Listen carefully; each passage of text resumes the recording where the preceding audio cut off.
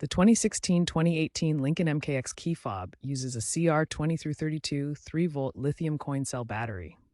When the fob's range decreases or functions fail, it's time to replace the battery. Replacing the battery is a simple DIY task. You'll need a new CR2032 battery and a small flathead screwdriver or plastic pry tool.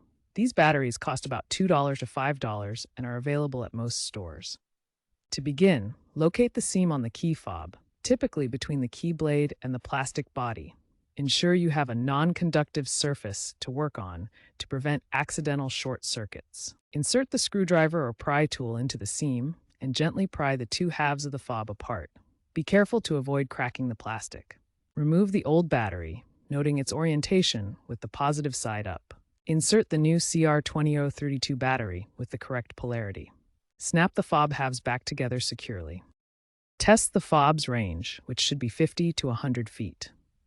If it doesn't work, ensure the battery is correctly installed and reprogram the fob by turning the ignition to on without starting the engine, then pressing the lock and unlock buttons simultaneously for 5 seconds.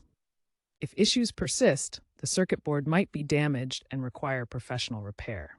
Using OEM batteries is recommended for best reliability.